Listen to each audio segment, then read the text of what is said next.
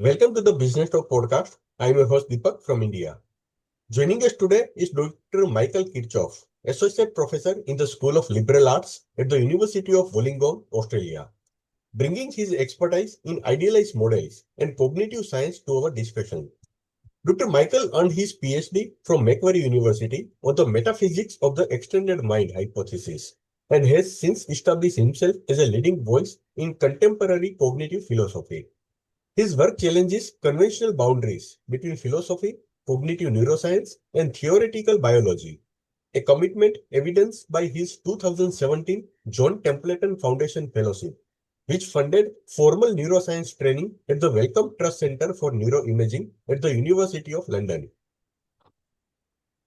Professor Michael's research has appeared in top-tier journals, including Mind and Language, Biology and Philosophy, British Journal for the Philosophy of Science, and Philosophy and Phenomenological Research, as well as in the neuroscience venues like the Journal of the Royal Society Interface.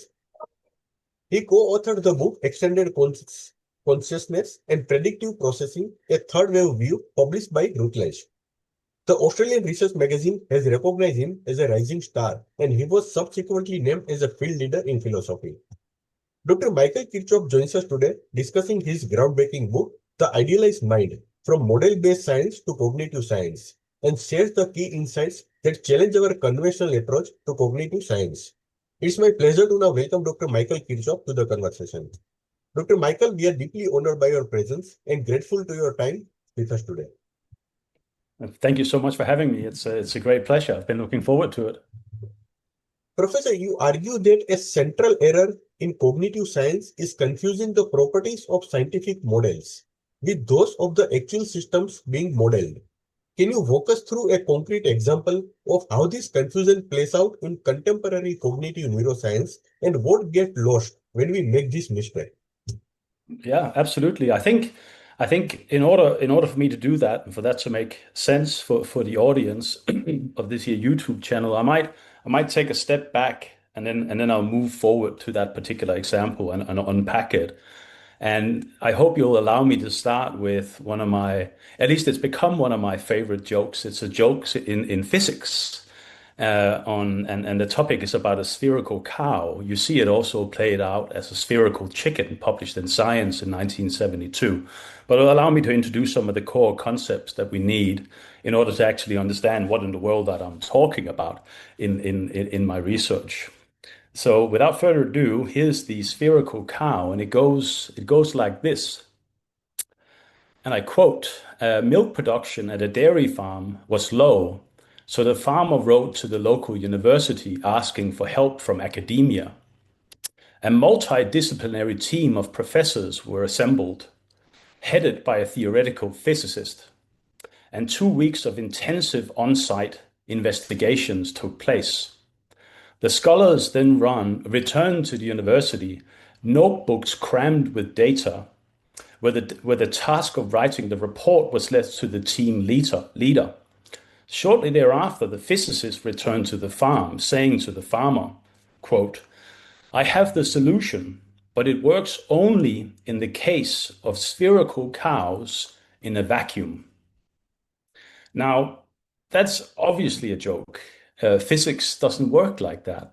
But the joke itself brings out certain features that are involved when we try to understand aspects of the world we live in, whether it's the world outside us or whether it's the world inside us, our minds and brain, in virtue of us having quite often to build models of that reality in order to understand it. And there's two key features involved in scientific model building that I focus on in my research, one more so than the other. The first feature is what's called simplification.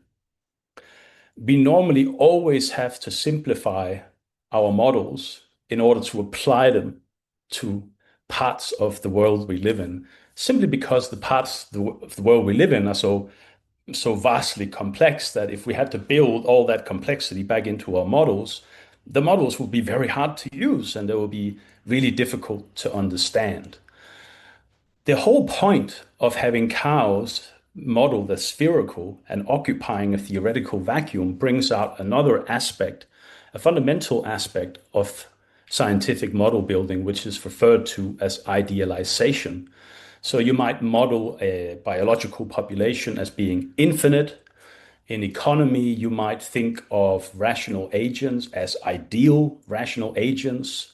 In physics, you might study acceleration, momentum, speed, as Galileo did by thinking of a ball moving across a frictionless plane. So all these theoretical constructs, all these idealizations, in fact, have no counterpart in the world we use them to understand. That's what an idealization is, a kind of wildly unrealistic assumption we build into our model in order to make that model work. And quite often, what idealizations do is that they allow us to reduce the complexity of something that would otherwise be too ungainly to handle. Technically, it turns an intractable problem into something we can actually work with. It turns a non-analytical mathematical problem into something that we can actually write down analytically in a closed mathematical equation. So that's the kind of key features, the two key components of model building. And I wanna just quickly give you another feel for what's going on in model building. And I want to do that by giving you a quote by Peter Godfrey Smith. Let me see if I can quickly find it. Here we go. Sure. Get you a feel for this, and then I'll start making my way into answering your question. So Peter Godfrey Smith, who is an Australian philosopher of mind, philosopher of biology, philosopher of science, he says, in model-based science, this is the style in which a paper may begin, and I quote, imagine a population of self-replicating molecules, or assume a three-layer neural network learning by backpropagation, or consider a collection of agents playing one-shot prisoners' dilemmas at random. What this seems to be is a style of theoretical work in which an imaginary system is introduced and investigated, an imaginary population or an imaginary ecology, an imaginary neural network, an imaginary stock market, or an imaginary society. The behavior then of the imaginary system is explored, and this is used as the basis for an understanding of more complex real-world systems. So we use idealizations to try to make sense of the world around us, even though the idealizations are purely imaginary. So to sort of get at your question, so here's one way to think about mistaking, if you like, the idealizations or the features or elements of our models for things in reality, if you like, and how that can lead to some confusion. And I think the way I want to try to address that question is by giving you an example of where there is no confusion, and then unpacking a couple of examples where I think they're clear-cut cases of confusion, of sort of conflating in popular language the map with the territory, or the model with the thing, the concrete system we're trying to understand. So the non-problematic case that I have in mind is the very sort of much discussed example in the literature, the ideal gas law. The ideal gas law, and I won't be bothered here with giving you any mathematical equations, that's not appropriate for this context. But effectively, you want to think of the ideal gas law as based on two idealizations, two unrealistic assumptions about molecules that comprise a natural gas. The first assumption is that the molecules in question do not interact. So there's no intermolecular collisions in our ideal gas. And the next idealization is that we're going to think of each molecule by applying the term point mass by which to model the molecule. And a point mass is a molecule that has zero mass and zero dimension. So what we have is a really unrealistic model, but very interestingly, it's incredibly effective when it comes to making predictions about the behavior of natural gases. There's no confusion in this particular case about the idealizations. The idealizations are not being attributed to the natural gases. The idealizations is part and parcel of a mathematical equation that the scientists then use to say something meaningful about the behavior of natural gases. For instance,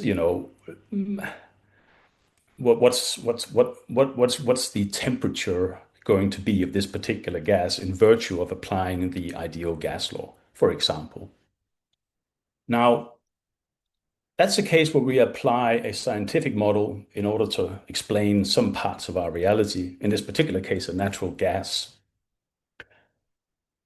The things that I'm after in my research, and in particular in the recently published book by MIT that showcases where, this kind of confusion between taking a model and then somehow sliding into thinking that the properties of the model is part and parcel of the properties of the system. I think there's lots of good examples in the context of computational neuroscience, cognitive science, philosophy of mind, philosophy of cognitive science. And I want to give you, if I can, Deepak, if I can give three quick examples of this, and then Sure, we'll move on. Would that be all right? sure, Professor. Now there are research in vision neuroscience that has been taken up by philosophers of cognitive science that sort of suggests that edge detection in early vision is computed. In other words, that the neurons involved in edge detection in early vision are able to detect edges in virtue of computing a particular function. And in this literature, the particular function is called technically computing the Laplacian of a Gaussian distribution, or a log for short.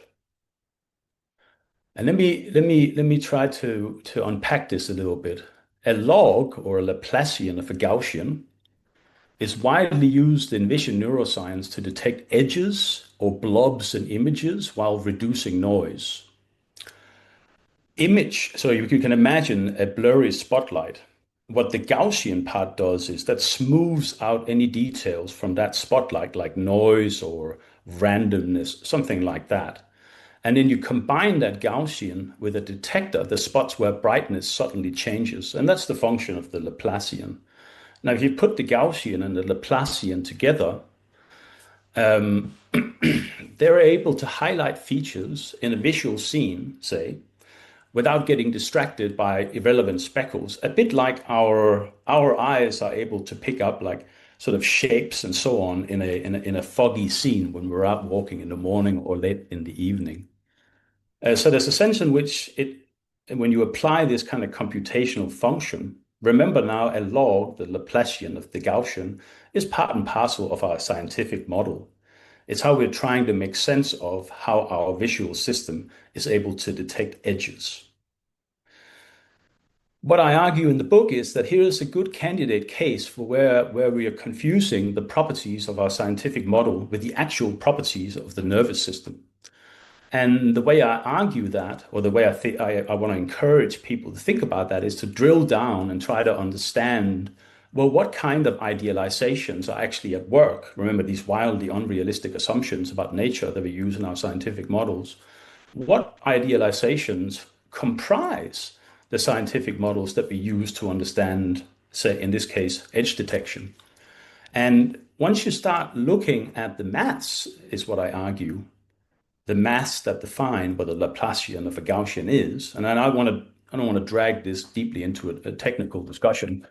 All I want to say here is you quite quickly, when you unpack the mathematics behind what a Laplacian of a Gaussian is, you'll see that that particular log is essentially based, which means you couldn't formulate it without making use of specific and key mathematically based idealizations.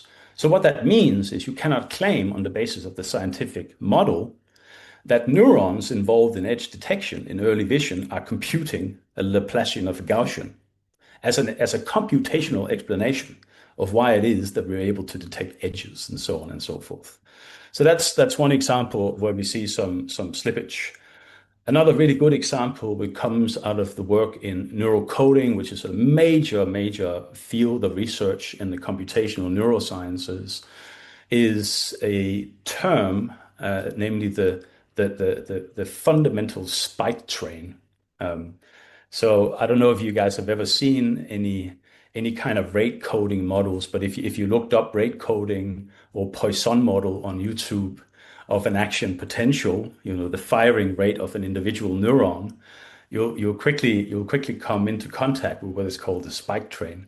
So the idea is that we have a spike and we have another spike and a spike and a spike and a spike from a neuron based on an experimentally induced stimulus, some sensory input to the system in question, or some external data inputted to the computing system that we're using to run our experiment on.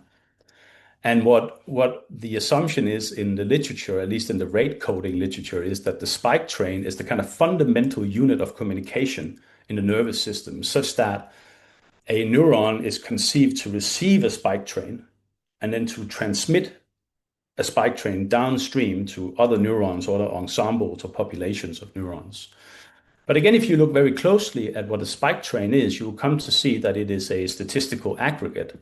A spike train is effectively a way of taking the average of spikes over some period of time and then sum the average spike in order to arrive at a particular spike train. So what I try to motivate in the work is to say that on the one hand, spike trains are really useful, because if you just take a single spike, note that, take the spike again, note that, and you hold the stimulus steady, you'll see that the spikes tend to vary, even if we have the same identical stimulus involved in each and every single of the measurements that we take. So the spike train allows you to overcome that kind of variability, overcome that kind of noise. But the spike train itself, being an aggregate or a summation over multiple spikes, is not the kind of thing that is available for uptake in a neural system. So that's another case in which a hugely important and fundamental construct that we usually associate with something that nervous systems engage with is actually only accessible to the people doing the studies, namely the neuroscientists in question. I said I would take on a third example, but I think I've made my point with these three cases. On the one hand, the ideal gas law, where there's no misattribution, as far as I can tell. And then we've got two clear-cut cases in computational neuroscience, where we sort of take for granted somehow that we can infer on the basis of the properties of our model that those properties sort of map onto the nervous system, when in fact they do not map onto the nervous system. Book defends scientific realism while acknowledging that all cognitive science relies on idealized models. For listeners unfamiliar with this debate, how do you reconcile these two positions? And why is this reconciliation important? Yeah, excellent. Another great question. So what I want to do in order to again, I think I want to front end that question slightly by saying something broadly speaking about what scientific realism is, in order to get into the further more specific question of why you might think it's important to reconcile discussions about idealization on the one hand with discussions about scientific realism on the other hand. So if we started with a rather broad definition of scientific realism, then I think we could say something like this. Scientific realism is, broadly speaking, the view that the epistemic, the knowledge-driven, if you like, aim of science is to arrive at, or possibly arrive at, true or approximately true descriptions of actual patterns in reality. So if you're historically inclined, you'll come to immediately pick out this massive clash between the two world system at the beginning of the scientific revolution, the Ptolemaic system and the Copernican system, where Ptolemy was in the game of what people refer to as saving the phenomena, which means effectively building models that allow us to account for what we see, rather than building models in order to explain what we see. So we fit our models to the phenomena itself in order to save the phenomena. That's the phrase in the philosophy of science. Copernicus, on the other hand, was interested, if you like, in getting behind the phenomena in order to actually explain why is it that we should think that that the sun rather than the earth is at the center of our solar system. So what we have there is a clash between two intuitions about the epistemic aims of science.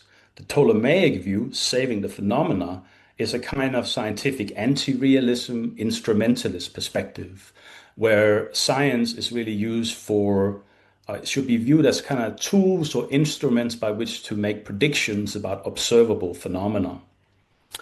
Scientific realism takes that a step further and say, yeah, sure, but science is also in the game of saying something true about things that we cannot observe immediately. Let's focus now on scientific realism. Scientific realism is made up of three theses. There's like a metaphysical thesis or a metaphysical stance, and that says that in addition to all the things that humans make, and produce, there's also a mind-independent aspect to the universe that we live in. Atoms didn't come into existence when we discovered them. They already existed prior to us knowing anything about them. So the scientific realist attitude is we can literally discover truths about reality that are true independent of us.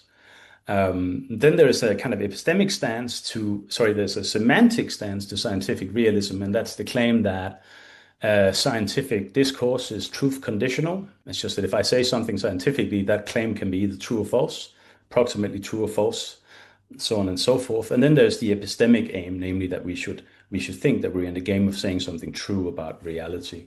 Now, why try to reconcile scientific realism with idealization? Well, there's at least one motivation that I have, and that's the idea that somehow idealization in the context of science, again, remember, when you use idealized posits, those posits are not true about the world we're studying. If you take idealization literally, then the idealizations are always and necessarily false about the world that we use them to study. So some think that when you use idealization in the context of science, you actually, in virtue of using idealization, undermine any credible defense for scientific realism. Now, in previous work and work in the book, I think that's a kind of wrong assumption. There's nothing about the use of idealization that suggests that you cannot use idealized models to arrive at truths about the world.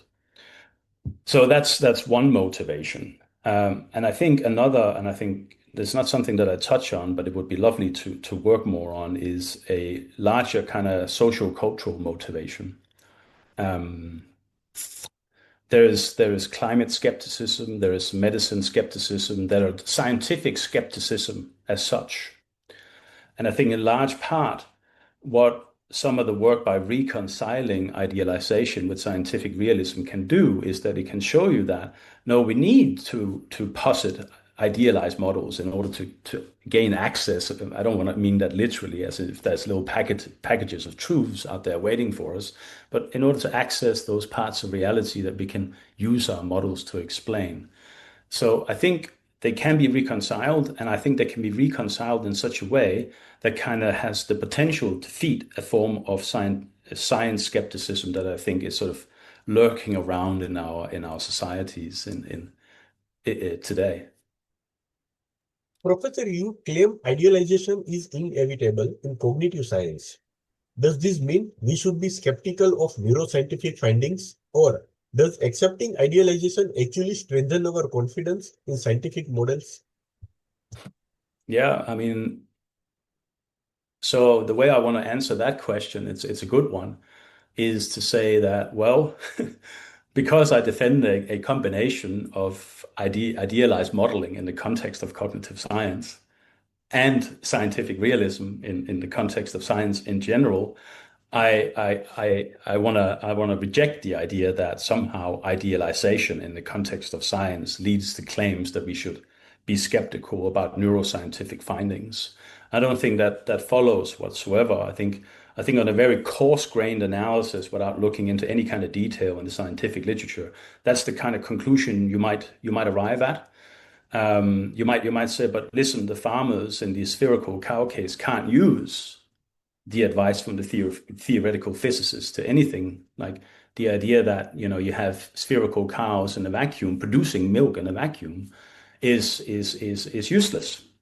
And if that's how we should understand the implications of idealization in science, then we should be skeptical about scientific findings, including neuroscientific findings. But I don't think that follows at all. Let me provide two examples. I've already alluded to one of them, but maybe I'll try to unpack it. Here's a standard. I'll do one standard textbook example from physics, and I'll give you what I take to be a reasonably textbook example from computational neuroscience. So say I gave you the task of calculating the speed and trajectory of a baseball. Here's one option for you. You build a hyper-realistic model of that particular task. Here's another alternative for you. You build an idealized model of that particular task.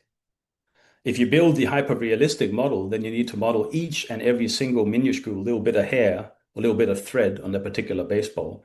At any given moment in time, you have to recalculate air, wind speed, etc., etc. So that's going to be intractable. It's going to be problematic. It's probably not something you're going to be able to succeed in doing at all. Use the idealized model. You can carve away air resistance. We can treat the ball as we did with the gas molecules. We can treat that as a point object, so we don't have to take into consideration anything other than the effect of gravity working downwards. And then we can approximately calculate the speed and trajectory of the baseball. I use heavy use of idealization in that example, but it gives me close to true results. They're good enough and we can work with it. So in that case, we shouldn't be skeptical of findings in physics just because we make use of idealization. I want to say exactly the same when it comes to the context of computational neuroscience or neuroscientific findings. Let me give you a different example. So previously I said something about neural coding and single neuron studies. So now let me give you an example of, most of you might have heard this. This involves rodent hippocampal research, and sort of started in the sort of really got going in the 1970s, especially in 1978 with a publication by O'Keefe and Conway. And it's the type of research that Nobel Prizes have been handed out to. So what we have here is the case where we're trying to figure out whether there's certain cells in the hippocampus, in this case in the rat, that plays a kind of a foundational role in how a rat is able to navigate around a little maze. The experimental setup is effectively you've got a little box, you have a rat inside the box. It's like a T maze, so you can run left and right, so on and so forth. And there's a little food reward in the maze as well. What I want to say here is that some neuroscientists, not all, and some philosophers of mind, not all, they say that these kinds of experiments provide justification for the claim that specific neurons in the hippocampus, now referred to as place cells, they code for specific spatial and navigational properties. That means they can be used, or you should understand those place cells as effectively producing or realizing cognitive maps of the rat's surroundings. Now, that claim that the place cells realize cognitive maps that can be used for navigational purposes, that claim, I think, is unjustified, and you should be skeptical about on the basis of the experimental setup. And the reason for that is that the experimental setup is heavily idealized. So what you have is effectively a box or a square.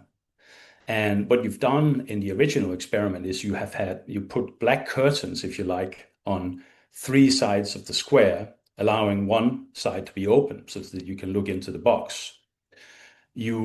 What O'Keefe and Conway did was that they were worrying about other perturbing factors that could also potentially explain the activation of these particular cells in the hippocampus.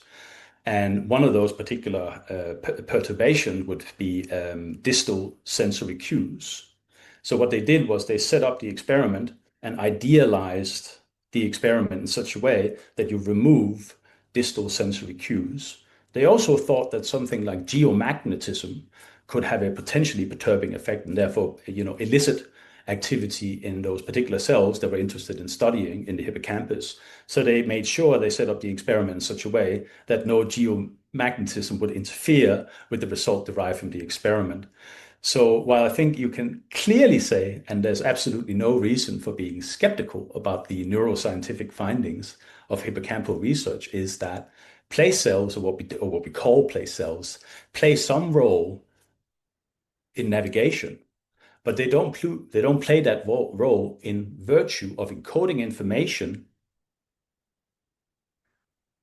about how to navigate a particular maze. So I want to say you have to be careful when it comes to neuroscience when you interpret the result of the experiments, because quite often there's a kind of coarse graining of the results such that you end up idealizing away a bunch of other relevant factors such as self-motion of the rat, head orientation of the rat, food reward, past learning history, etc., and then really only focus on the idea of navigation or place as a key token for navigation, or as the key content or the key representational content for navigational purposes. So in that sense, that finding is idealized. What's not idealized is that the neurons in question play some role, but they just don't play that kind of semantic idealized role that people tend to associate those experiments as evidence for. Professor, one of your key applications is reassessing neural representation through the lens of idealization. How does understanding idealization change how we should think about what neurons actually represent? Excellent. So I was recently in a reading group at the University of Sydney where something like this kind of question came up in discussion. Again, if I think I have time, let me just step back super quickly and say a little bit about the term representation in the context of the sciences of the mind and brain. So the intuition is, of course, that we receive sensory information via our senses, eyes, ears, nose, etc., etc., and that information is then sort of effectively is turned into an inner representation of the outside world, such that we have the term, there's certain neurons that will realize or give rise to content, and the content is then about the world either inside us or outside us. So when we're talking about mental or neural representations, we're often talking about intentionality, the fact that we seem to have thoughts and beliefs and desires or neural mechanisms that are about certain things externally to those beliefs or externally to those mechanisms. And yeah, the underlying assumption here is that it's the presence of those sorts of representations that allows for adaptive, flexible, intelligent behavior. So it's a fundamental construction in cognitive science. So the question is, assessing neural representations via idealization, should that change how we think about the how neurons actually represent? Well, absolutely, it should change how we think about how neurons actually represent. So my line of argument in the book is that most work on neural representation or just mental representation is really based on models of mental representation, models of neural representation. And what I show or what I argue in the work is that those models of mental/neural representation, those models are idealized models, just like the ideal gas law, or just like computing the Laplacian of a of a Gaussian distribution. What I think you can then do once you've realized that, and I don't have time, I'm privy that we only have 45 minutes. I don't have time to run through any kind of detailed line of argumentation. But what I do in the book is that I subject the idea that neural representational talk is a kind of idealized discourse to three different options, sort of mirroring options in the philosophy of idealization and philosophy of science when you think about idealized terms and how one should view their function and their nature. So what I do is I give one option here is that you take discourse about neural representation to be epistemically valuable and at the same time not eliminable from the, if you like, the toolkit of cognitive science. One option here is then to say, well, what's an example of that? Well, an example might be something like, well, those concepts, neural representational concepts, they sort of stand in, or they allow you to black box all the causal mechanistic detail that you might imagine existing between the distal cause and then some neuronal activation pattern. And what the term then does, because it black boxes all that messy causal detail between the distal cause, but if you think there is such a one, and then the activation of the neurons on the other end of the causal spectrum, if you like, is that it vastly simplifies your explanations of how it is that neural systems are able to somehow attune to, attend to, be aligned with things that are happening outside the space of the skull. The other option is to say that discourse about mental/neural representation is epistemically valuable, but ultimately kind of disposable.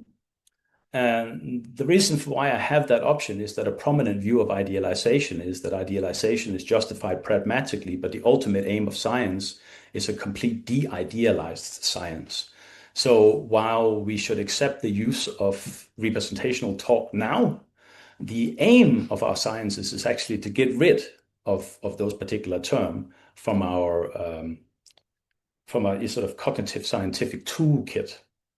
The third option that I discuss is that sort of the application of mental/neural representations, that application might be epistemically useful, but ultimately the terms themselves, mental and neural representation, don't pick out anything that's causally relevant. Hence, they're causally irrelevant. And the reason for why that's an option, in my view, is that one of the key functions of idealization is actually to pinpoint and highlight what's causally irrelevant, such that you can idealize those factors away in order to focus in on causal difference makers. I've already given you the example. The ideal gas law shows that intermolecular interaction between molecules are causally irrelevant when you apply that particular law to explain the behavior of natural gases. Independent of which of these three options you choose, or so I argue, not one of them will allow you to defend any kind of realist picture of mental/neural representation. So that fundamental insight that mental and neural representations are of essential importance to explain flexible, intelligent behavior, and assuming that those mental and neural representations exist inside the head, turns out to be false if you think of neural and mental idealization as idealized terms. Not only think about them, but also can show that they actually function as idealizations. Yeah. Professor, you argue it's a mistake to approach neural representation and computation through realism, nativism. What's wrong with each of these stances, and what alternative does idealization offer? Apologies. Yes, good. So I want maybe a clear core argument is that we should think of the application of models of neural representation and neural computation as the application of idealized models of representation and computation. I gave you the example of computing the Laplacian of Gaussian. I didn't go through the mathematical detail, but the mathematics is sort of marinated, if you like, in idealization. So they don't find any natural home in the nervous system. So if you use neurocomputational modeling as your primary source of evidence for the claim that brains are representational and claims about brains are computational, then those claims on the basis of those models are necessarily misleading, so that they provide no ground for a defense of realism about representation and computation in the context of cognitive science. Um, let's park fictionalism and focus on eliminativism. Now, one option that I give in my discussion about neural representation is that, yeah, neural representation, in virtue of their idealized nature, the models that they're a part of, they're useful, but only on the short run. We should try to get rid of them. So one option I do entertain in the book is that one option, not the one I defend, I just lay out some options for the field to think about, is a form of representational eliminativism. So in jargon, a form of entity eliminativism when it comes to that term and its use, its ontological reality, if you like, inside our heads. Idealization comes closest to fictionalism. Yeah, so there's a rather prominent view in the literature that we should think of scientific models as akin to fictions. We should think of scientific posits as similar to fictions. One reason for why I stop short of adopting a kind of fictionalism is that I defend a sort of novel view of how to understand the function of idealization in their application in science. So let me tease that out super quick. The standard view is the view that idealizations are possibly epistemically useful, and they're epistemically useful in virtue of their falsehood. Because idealizations are false, they're also necessarily misrepresentations where we're thinking about what are they doing across the model world relation, where they're necessarily misrepresenting the world as being in a way that the world is not. Think here of infinite populations. No populations are infinite. So it's clearly false to make use of that idealization. I think of idealization as denuded or as not having any classical truth values. An idealization, such as an infinity value, is neither true nor false about the world. The idealization performs a particular kind of mathematical function inside a mathematical model. One way to depict that idea is to say, take a model like the Hardy-Weinberg model in population biology. Here the aim is to understand genotypic distribution from one generation to the next. And they're particularly interested in a few causal features that want to hone in on and isolate. So what they do is that they model all mating as random. They block out natural selection and so on. Effectively, what they're trying to do is they're trying to get rid of all possible forms of variability or noise. And the only way of doing that mathematically is by using an infinity function that sets the size, if you like, of the population that they're interested in looking at to infinite. It doesn't say that the world has infinite populations. It doesn't misrepresent the world as having infinite populations. The idealization has a mathematical purpose. That's it. Now, with that clarification out, I call that view the non-literal view of idealization, if anybody is interested. The reason for why I want to not endorse fictionalism in this discussion is that fictionalism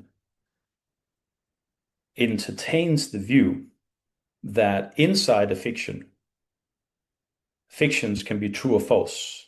Yeah, so we want to say that if you took Lord of the Rings, everybody is reasonably familiar with that. We want to say that we want to say of Gandalf, he's a wizard. And once we were inside the fiction, we say, yeah, okay, that's true because the fiction tells us that's true. And if I say that Sauron is a horse, we know that's somehow false. But fictions, they always come out as falsehoods when we apply them to the real world scenario. There is no Gandalf, there is no Sauron in our actual realities. So one thing that fictionalism actually shares with the standard view of idealization is that a cross-model world comparison, it's always false. It's always kind of misrepresentation. But that builds in, I think, epistemic features to the concept of idealization that it simply does not have. So I want to sort of distance myself from all those possibilities, those three main possibilities that seems to be in the literature, those philosophical background assumptions. I don't want to adopt any of them because I just think I said I said earlier in a different discussion that idealization is like a big hammer. It's a very useful hammer for a certain set of problems, but it doesn't have any epistemic sort of bells and whistles to it. Professor, your book addresses the prospects for explanatory unification in cognitive science. Can idealized model actually help us unify our understanding of the mind and brain, or do they fragment it further? So I think whether idealization leads to unification or fragmentation, I think the verdict is out. I argue that from my time at UCL working with Carl Friston, that the free energy principle, which is currently doing the rounds in theoretical neuroscience and philosophy, has what it takes to be a unifying principle in the kind of life and mind sciences. And I show that the free energy principle, is a mathematical model. I show that various of its sort of theoretical components are idealized components and therefore doesn't find a natural home in the nervous system. I show how that ties in with defending a version of scientific realism, nevertheless the context of neuroscience. And then I try to give some indications of how that can be used as a kind of grand unifying theory of the life and mind sciences. Now, on the other hand, there's a group of individuals that think that there cannot be any such thing as a unified, grand unifying theory, even if you restrict it to the life and mind sciences. And the rationale for that is quite simple. The world is complex. We need many different kinds of models in order to understand even a slight aspect of that world. I think there's 4 or 5 different models in physics of an atom, and depending on which of the models you apply, you get a different picture of the properties of what an atom is. Um, One thing I do think, independently of whether or not we go down the route of unification or fragmentation, the route that we take to get to one of these endpoints is an idealized pathway. So I don't see the possibility of doing good science in the absence of idealization. Professor, your work bridges philosophy of science and philosophy of mind. For researchers working in the lab or clinic, why should they care about these philosophical questions about idealization? Well, interestingly, I don't think it's a philosophical question.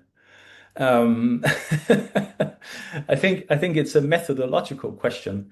Now, one thing I use to motivate the book that's sitting nicely behind you on the screen, at least to my right, probably your left, is to say that philosophers of science have taken a keen interest in the topic of idealization.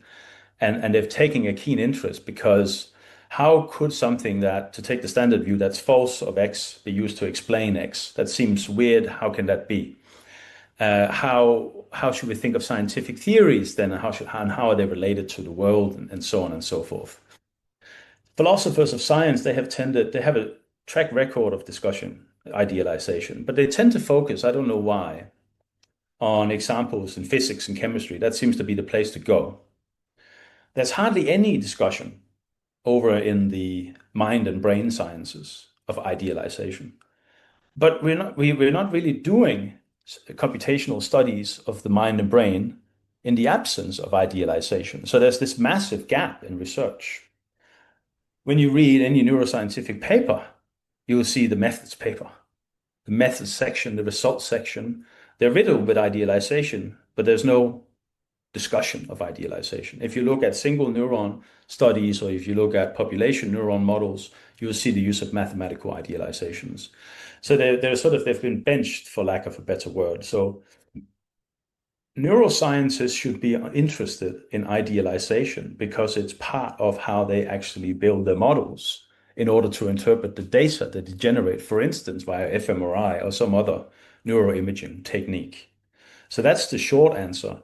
I think neuroscientists should be interested in idealization, partly, and I think in large part, for transparency reasons. So if I then claim, if I read a neuroscience paper, of which there are plenty on rate coding or rate coding models in neural coding space, and we talk about spike trains, but then I think it's misleading, to say the least, to say that it's the spike train that's the atom of communication in this area of the cortex, say. When in fact, really what we can only say is that we are using our models to say something like it's as if those areas of the brain make use of something like a spike train, but it's not literally true, right?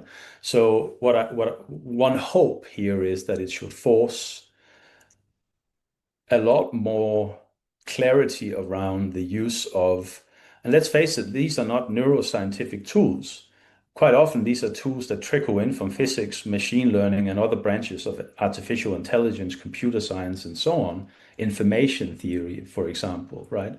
Which is fundamental to computational neuroscience, but it was never developed for the purposes of computational neuroscience. And if you read Shannon's work, I think it's 1956, it's entitled something as provocative as "On the Bandwagon," warning against the widespread adoption of just sort of imposing informational entropy, mutual information, uncertainty, all those terms onto areas where they were not developed to be for application.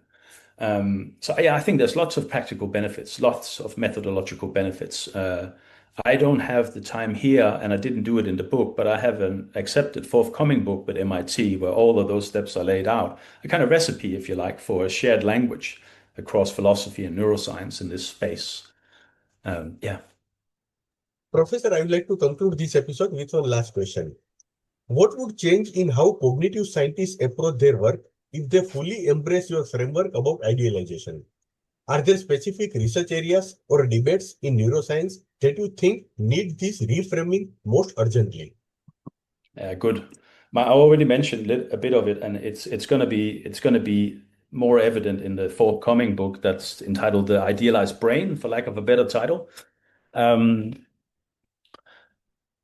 what we need, I think, is a fully fledged out taxonomy of idealization, of the different kinds of idealization in operation in our computational cognitive sciences, including how they're put to use in the philosophy of mind, cognitive science, and so on. Once we have that, we've got a kind of shared language, if you like, that can be used to flag that we are actually completely committed to being transparent about what we're saying here. So I think it's either an implicit slide, that's fine, or an intentional overreach, that's of course problematic, or a kind of background framework that's in operation, where we're kind of applying a kind of semantically laden vocabulary, a kind of computer scientific laden vocabulary to a natural setting like the nervous system, where it's not obvious that natural systems are computational systems, like perhaps you might intuitively think that your laptop is. Um, Let me see. Let me stand back. What else? What else was in that question? The specific areas. Yes, I think there are specific areas where this is more needed than perhaps ever. Um, I mean, I think the most obvious case is going to have to be deep learning. So deep learning, as you might know, um, was not developed. The concept of deep neural networks were not developed in order to understand biological systems. They were developed solely for the purposes of certain engineering-based outcomes.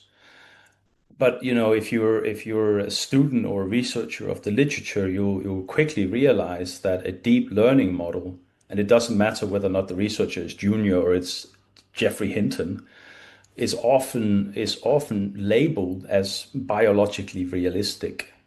So you get a sense that you can study deep neural networks, whether the network's got two layers or hundreds of layers, that you kind of getting an insight into the architecture, the human brain and mind.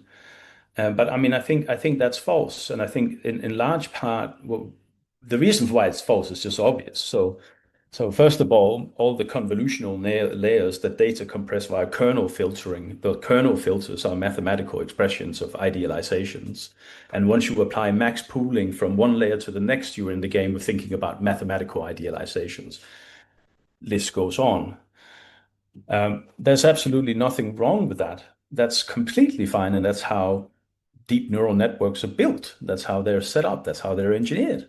Um, but I think we should be honest and say that even though they have these fantastic outcomes in like your language processing, image categorization, and even in some areas they outperform human capabilities. Um, that just simply doesn't imply that we are talking about anything that's biologically they're biologically inspired, they're multi-layered, and so on and so forth. They're made up of neurons. Well, they're not really, they're made up of basic units, right?